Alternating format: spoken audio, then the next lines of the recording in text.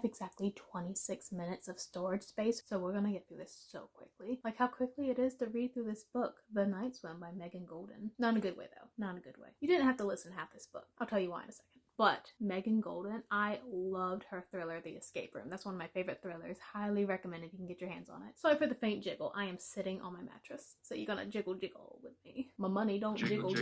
It folds. The Night Swim is about a famous podcaster named Rachel. Her true crime podcast was able to free an innocent man from jail. So, season 3 is about to start up, so she is feeling the pressure to surmount that. What's better than freeing an innocent man from jail? Documenting a RAPE trial while it is currently happening, putting the listeners in the jury box. That's what Rachel's podcast specializes in. So Rachel is on her way to go sit and listen to this trial. A girl has accused a fella of some RAPE action. The guy says, I of course did not do that. They put up their dukes and they fight in court. Legally. But while this is going on, while Rachel is taking her little podcast notes, she's getting secret messages slipped under her windshield wiper, passed along by waiters through restaurants. A girl named Hannah is desperately asking for her help. The town that the trial is taking place, 20 years ago, a girl was brutally murdered there. Not according to the townsfolk. They all say she drowned, but the murdered girl's sister, Hannah, is certain that her sister was murdered and that this trial has something to do with what happened 20 years ago. Rachel is moved by Hannah's pleas. So now she's tasked with the struggle of,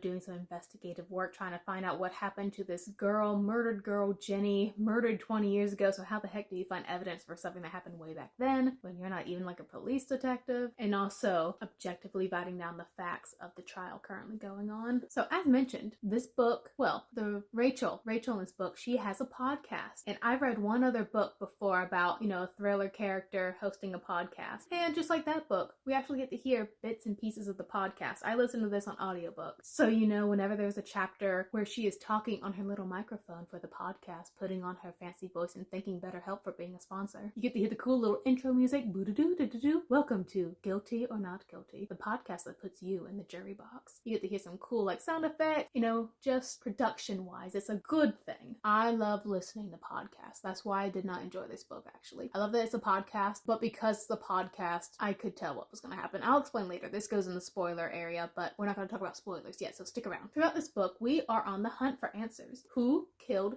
Jenny way back when? And in the present timeline, did Scott Blair do the R thing to Kelly? And as you can probably surmise, the whole trial is set in a courtroom. So if you're not someone who likes courtroom dramas and just listening and sitting and listening to people talk for chapters, you might not like this because, there's not any action, no tension. You're literally just sitting and listening to people talk. I don't mind that at all. That's something that you need to keep in mind. Personally, I did give this book 2.5 stars. I'll explain deeper into the video. There's mostly 3 areas why. First off, Rachel herself. Rachel is a fascinating point of view. She's a podcaster, she's inquisitive, she has that investigative nature. So in theory, she's doing her job really well as the main character, as the main lens we are seeing the story through. But after reading this whole book, she is not a person. No, she is not a character. We don't learn anything about Rachel besides she had an ex-husband. I can't tell you what she likes to do besides jogging in the morning. What does she do outside of podcasting? In that sense, the character, because we're in mostly her point of view, the character is lacking in this story. We alternate between Rachel's point of views, which is present and we're actively witnessing the story within her mind. But then the chapters are broken up by letters from Hannah. Hannah again is the sister of Jenny who was murdered 20 years ago. Hannah has been writing letters to Rachel the podcaster. These letters are basically begging Rachel to come help her, but Rachel has not seen Hannah. Hannah knows what Rachel looks like, which is weird because Rachel has kept herself anonymous throughout this whole thing. So how does Hannah know what she looks like? I read this book and I honestly do not remember how Hannah knows what Rachel looks like, how she even found her. But that is neither here or there. Plot hole or my empty brain, we don't know. These letters that Hannah is leaving for podcaster Rachel begs for help and also tries to get Rachel to get more connected with Jenny and why she should care that she was murdered. And it also writes down what happened in the past leading up to the murder of her sister, about their horrible childhood and what both girls went through when they were just little babies. So I couldn't connect with Rachel because just the way she was written, I couldn't connect with her. Hannah, I'm going to talk about later in spoiler section, but I could not trust Hannah.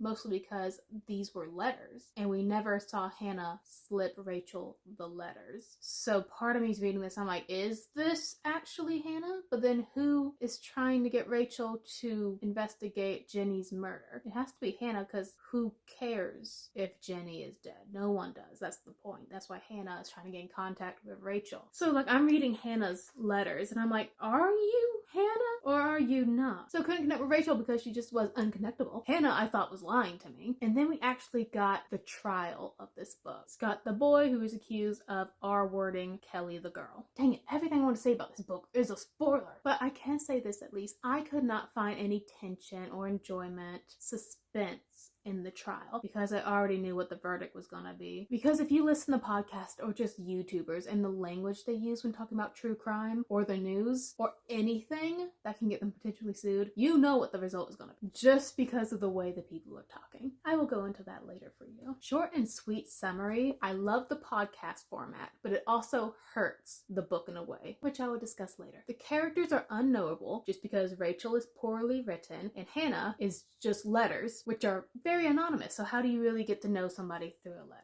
The courtroom drama was not suspenseful for me, so really nothing was keeping me riveted. The only thing that kept me occupied in my brain was my own theories about what was going on, but my theories proved false, but they would have made a better book. Okay, so I think you got a good sense about how and why I rated this 2.5 stars. You can find better courtroom thriller dramas somewhere else, most likely not here. Please go read Escape Room by the same author, Megan Goldin. It is actually really good and I love it, and I'm gonna reread it soon, I so swear. But please join me, if you care, in the spoiler section of this video. As I have mentioned, I could not connect with Hannah because all we knew about Hannah was through letters she was leaving within Rachel's proximity. I was so certain that this was not Hannah leaving the letters, mostly because we didn't actually meet Hannah until 90% into the book, until the final confrontation with the villain. And my brain's like, well, just thinking about thriller formulas, if we haven't seen somebody's identity for 90% of the book, they gotta be someone else. So imagine my shock when Hannah finally shows up to meet Rachel on a dock or on the beach and she's Hannah. I'm just like, that is so anticlimactic. I don't know who I thought Hannah was supposed to be, per my theory of her not being Hannah. Part of my brain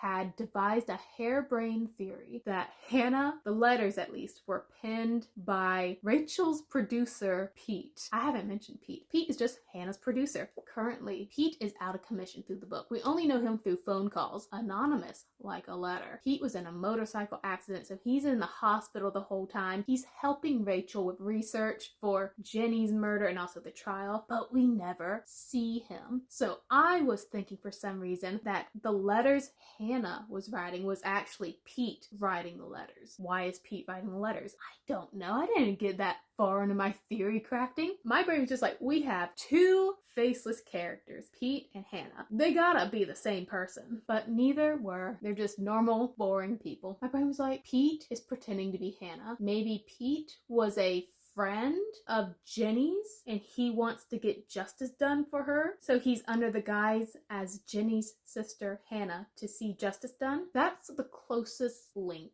my brain connected. So I was disappointed when Hannah turned out to be Hannah because it just wasn't spicy enough. It just wasn't. We do learn who killed and R-worded Jenny, but I don't feel like I need to say who it is. Not because I don't think it was obvious. There's a really good hint at the beginning of this book. If you remember, because you're in spoiler section now, we see a photo of the police chief and his son after a horrendous car crash has happened. 2 people have died and another 3rd kid is in the hospital or something. Then we see a photograph of the police chief and his son. The son's arm is in a sling. So ding, ding, ding. My brain is like, that kid is somehow tied into the car wreck that happened. The car wreck that happened around the same time as Jenny's murder. And then I forgot about that the rest of the book.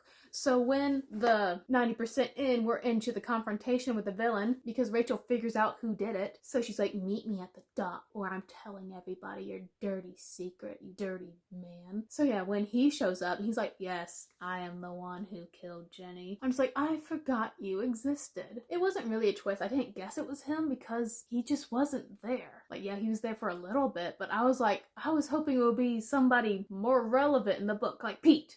I don't know why I want to blame Pete so much, but I guess I have beef with Pete, or the judge in the R-word trial, or the detective. But it turns out the murderer of Jenny is Kelly's dad. His name is Dan Moore. Kelly, again, is the girl who is putting Scott on trial for R-wording her. So, whoa, girl who gets R-worded. Her dad is a R-ist. And of course, you know, the dad is like, I always figured Kelly getting R-worded is just justice for what I did way back when. Yeah, poetic justice for you, but no one else. Everybody else has to suffer because you're nasty. I really wish YouTube didn't censor words, you know? I feel silly saying R-worded. So, yay, we figured out who killed Jenny. Hannah is in fact Hannah, but what happened to the trial? Well, here's the thing. I always knew. We should have always known Scott was guilty. Yes, he did R-word the girl. It is so obvious.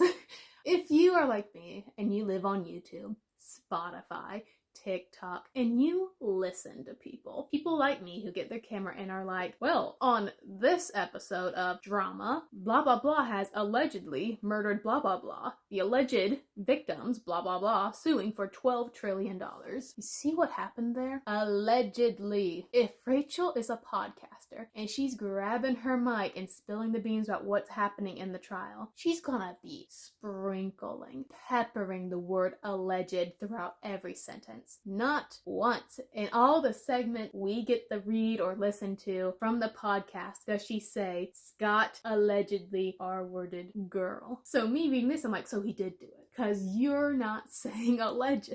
And yep, I was right. Really, I feel like the story being about a trial and a past murder, they kind of just pull each other apart. They are connected, for sure. But also they're just kind of like scrabbling at attention. Oh no, pay attention to me. I'm the trial. I'm like the real-time, in-person narrative. I'm the one the girl Rachel, the main character Rachel, is actually sitting through. No, listen to me. I'm a past storyline. And I actually have the action while you're bored listening to court scenes. And they're just like pulling at your attention. So ultimately, I think these should have just been totally separate stories. Or, you know, podcast Rachel should have just focused on one or the other. It would have given more room for character development and everything. I feel bad for not trusting Hannah because I thought she was gonna be someone else. I thought we were getting catfished by her. I still stand by the fact that Rachel was not a good protagonist for this book. Loved again the podcast format, even though the podcast format spoiled the trial for me because no time in the podcast did anybody say the word alleged. That's just a me thing though. But like, if you listen to everything I lay down, Rachel, she has no stakes here. The only, like, mild sense of tension is who is leaving me these letters is Hannah, who I thought was her evil producer. But no, it's actually just Hannah. Does Rachel have anything at stake going after Jenny's murderer? No, no one actually really cares that much. Everybody in this book is, like, so anxious to help her. They're like,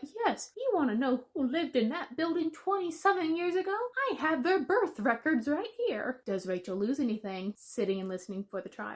No, she doesn't. She gains. She gains listeners, subscribers, money. Rachel puts nothing at stake. So again, in a thriller where there's supposed to be suspense and tension, there is none. And that is ultimately, besides character development, what I think is lacking the most in this book. It's like we start off so good. Who is leaving me these letters? What is this crazy trial? How is it tied into this murder and this car wreck that happened 20 years ago? It's like we start off really good at 120 miles per hour, and then for the rest of the book, we just coast on fumes. That is a very accurate depiction of Night Swim by Megan Goldin, in my opinion. Allegedly. See what I did there. Now you can't sue me, because like everything, this is my opinion. If you've read any good thrillers lately, let a girl know. Drop it in the comments below. I finally read Gone Girl. Everybody's been right these past 13 years. It's a pretty good book.